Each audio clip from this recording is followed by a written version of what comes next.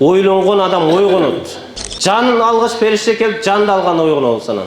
Ал учурда канчалык өкүнбөйлү, канчалык жалынып жалбарбайлы, малыны адал жол менен эмес, арам жолдор менен жыйнагандыгы үчүн. Hazreti Umar radhiyallahu anhu özünün kuttuğu hadisinde aytat. Hasibu anfusakum qabla an tuhasabu. Sizler özüңөрдү esep kitep kılgıla, kıyamatqa kelip, sizlerdi esep kitep kılganга çeyin deydi. Bul dünyada özüңөрдүн жашап өткөн өмүрүңөрдү. Буга чейин кандай амалдар жасадыңар дейди.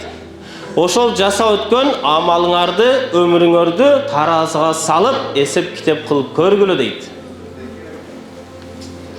Кыяматка чейин дейди.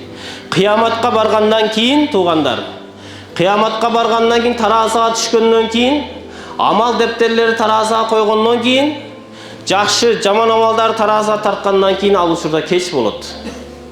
Ал учурда канчалык өкүнбөйлү, канчалык жалынып жалбарбайлы, hiç bir faydası yok eкен. Ошон үчүн кыямат күнүнүн bir атыны dinde Allah Taala ne deydi? Yawmul hasra deydi. Ökünüç günü deydi. Ökünөт экен адамдар.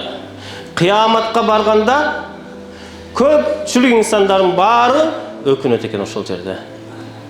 Себеби бул дүйнөдө жанагы айтылгандай өмүрүнү туура эмес иштеткендиги үчүн. İlmige amal kılbagan sebepten, malını adal jol menен emес, aram jolдор менен жыйнагандыгы үчүн. Жана ошол жыйналган малды Алла жолдо эмес, өзүнүн нафсынын каалоосунда туура эмес жолдорго, ысырап болгон жолдорго, ысырап болгон иштерге жумшагандыгы үчүн дагы өкүнөт дейт. Жана дагы ошол Кудай берген ден соолукту, Кудай берген дене мүчөнү Алла жолунда эмес, туура эмес кадамдарга барып, ошол ден соолуктан туура эмес пайдаланганы үчүн дагы өкүнөт экен.